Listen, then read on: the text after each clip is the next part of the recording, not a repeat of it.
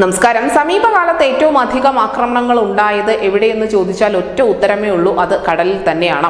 അതുകൊണ്ട് തന്നെയാണ് കടലിൽ കൂടുതൽ സേനയെ വിന്യസിച്ചുകൊണ്ട് ഇന്ത്യ ഉൾപ്പെടെയുള്ള രാജ്യങ്ങൾ രംഗത്തെത്തിയത്. എന്തായാലും ഇപ്പോഴിതാ കടൽപാതകളിൽ വെല്ലുവിളി നിറയുന്നത് കൊണ്ട് തന്നെ കരയിലൂടെയുള്ള പുതിയ പാത ഗൾഫ് രാജ്യങ്ങളിൽ നിന്നും ഒരുങ്ങുന്നു എന്ന വാർത്ത പുറത്തു വന്നിരിക്കുന്നു. UAE, സൗദി അറേബ്യ എന്നീ രാജ്യങ്ങളിൽ നിന്നും കടലിലൂടെയും പിന്നീട് കരയിലൂടെയുമാണ് ഈ പാത വിഭാവനം ചെയ്തിരിക്കുന്നത്.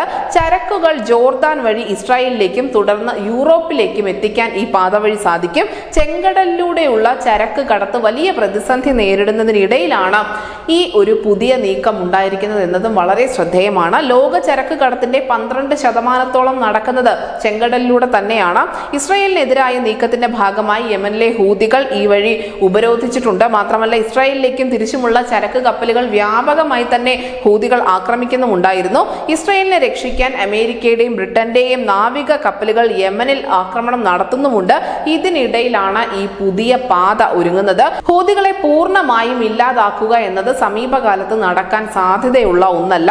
അതുകൊണ്ട് തന്നെയാണ് ഈ പ്രത്യേക സാഹചര്യത്തിൽ ഇസ്രായേലിലെ കമ്പനികൾ പുതിയ പാത സംബന്ധിച്ചുള്ള പദ്ധതി തയ്യാറാക്കിയിരിക്കുന്നത്. പശ്ചിമേഷ്യയിൽ നിന്നും ഹൂതികളെ ഭയക്കാതെ തന്നെ യൂറോപ്പിലേക്ക് പോകാൻ സാധിക്കുന്നതാണ് കടലിലൂടെയും കരയിലൂടെയും നീളുന്ന ഈ പാത. അങ്ങനെ ഇസ്രായേലിന്റെ തലയിൽ ഉദിച്ച ഈ ഒരു പുതിയ ബുദ്ധി അല്ലെങ്കിൽ ഈ പുതിയ പാത എന്ന് സാക്ഷാത്കരിക്കപ്പെടും എന്നുള്ള വലിയ കൗതുകവും ലോകത്തിനുണ്ട്. News desk news India Malayalam.